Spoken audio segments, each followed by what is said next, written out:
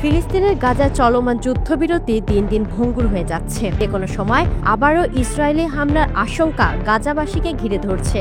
Al Jazeera জানায়, স্বাধীনতাকামী গোষ্ঠী হামাসের নিরস্ত্রীকরণ প্রসঙ্গ এর নেপথ্য কারণ। এরই মধ্যে যুক্তরাষ্ট্রের প্রেসিডেন্ট ডোনাল্ড ট্রাম্প নতুন হুমকি দিয়েছেন।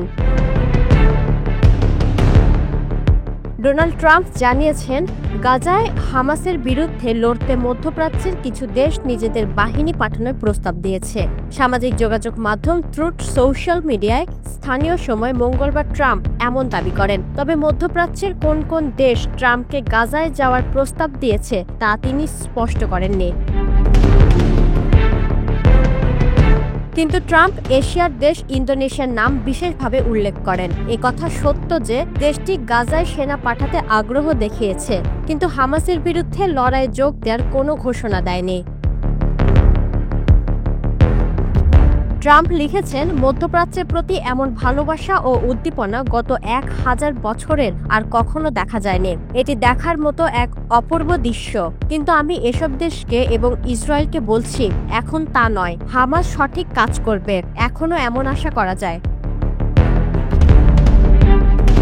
তারা যদি তা না করে তাহলে দ্রুত ক্রুজ ও নির্মমভাবে হামাসের পতন হবে। মধ্যপ্রাচ্য ও মধ্যপ্রাচ্যের আশেপাশের অঞ্চলের মিত্ররা স্পষ্ট ও জোরালোভাবে বড় উৎসাহ নিয়ে আমাকে জানিয়েছেন, তারা আমার অনুরোধে একটি শক্তিশালী বাহিনী নিয়ে গাজায় যাওয়ার সুযোগকে স্বাগত জানাবেন। যদি তারা খারাপ আচরণ অব্যাহত রাখে এবং আমাদের সঙ্গে নিজেদের চুক্তি ভঙ্গ করে, তাহলে তারা হামাসকে মাটির সঙ্গে মিশিয়ে দেবেন। এদিকে হামাসের বিরুদ্ধে যুদ্ধবিরতি চুক্তি লঙ্ঘনের অভিযোগ তুলে রোববার গাজায় 153 টন বোমা বর্ষণ করেছে ইসরায়েলি সেনাবাহিনী। সোমবার ইসরায়েলের সংসদ নেসেট এক বক্তৃতায় এ তথ্য জানিয়েছেন প্রধানমন্ত্রী নেতানিয়াহু। নেতানিয়াহু বলেন, আমাদের এক হাতে অস্ত্র, আরেক হাতে শান্তির বার্তা। শান্তি কেবল শক্তিশালীদের সঙ্গে স্থাপন করা যায়, দুর্বলদের সঙ্গে নয়। আজ ইসরায়েল আগের যে কোনো সময়ের চেয়ে শক্তিশালী। ইসরায়েলি সেনাবাহিনী জানিয়েছে, রোববার হামাসের হামলায় তাদের 2 সৈন্য নিহত হওয়ার পর গাজায় হামাসের একাধিক ঘাঁটি ও স্থাপনায় বিমান হামলা চালানো হয়। তবে যুদ্ধবিরতি চুক্তি লঙ্ঘন কিংবা ইসরায়েলি সৈন্যদের উপর হামলার অভিযোগ অস্বীকার করেছে হামাস। সংগঠনটি বলেছে, ইসরায়েলি গাজার একতরফা আগ্রাসন চালিয়ে পরিস্থিতি উত্তপ্ত করেছে।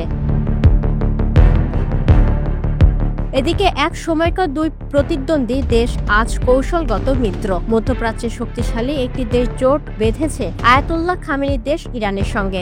অতীতে এক রক্তক্ষয়ী যুদ্ধের পর বর্তমানে এই 2 দেশ আঞ্চলিক স্থিতিশীলতা বজায় রাখতে এক সুকৌশলী নিরাপত্তা নীতি গ্রহণ করেছে।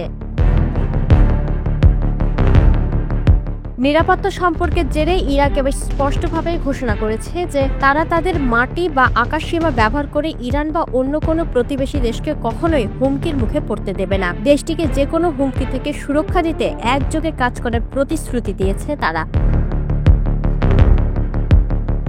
বাগদাদ স্পষ্ট জানিয়েছে, ইরান বা অন্য কোনো প্রতিবেশী দেশের বিরুদ্ধে হুমকি সৃষ্টি করতে তাদের ভূমি ও আকাশসীমা ব্যবহার করতে দেওয়া হবে না। সোমবার তেহরানে ইরানের সর্বোচ্চ জাতীয় নিরাপত্তা পরিষদের সচিব আলী লারিজানির সঙ্গে এক যৌথ সংবাদ সম্মেলনে এ ঘোষণা দেন ইরাকের জাতীয় নিরাপত্তা উপদেষ্টা কাসিম আল আরাজি।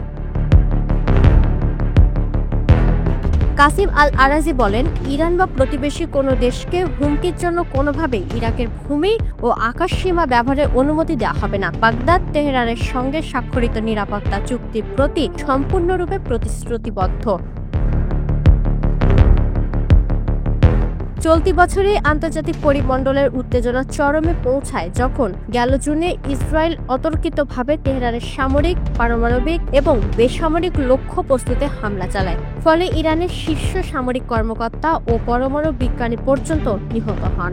ইরাক তখনই জাতিসংঘ নিরাপত্তা পরিষদে ইসরায়েলের বিরুদ্ধে একটি আনুষ্ঠানিক অভিযোগ দাখিল করে।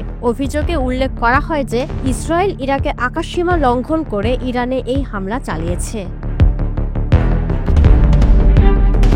বিশেষজ্ঞদের মতে ইরানের পাশে দাঁড়িয়ে ইরাক নিজেদের ভূখণ্ডকে নিরপেক্ষ রাখার যে প্রতিশ্রুতি দিয়েছে তা শুধু কূটনৈতিক ভাষায় নয়, বরং আঞ্চলিক নিরাপত্তা ভারসাম্যের এক গুরুত্বপূর্ণ বার্তা।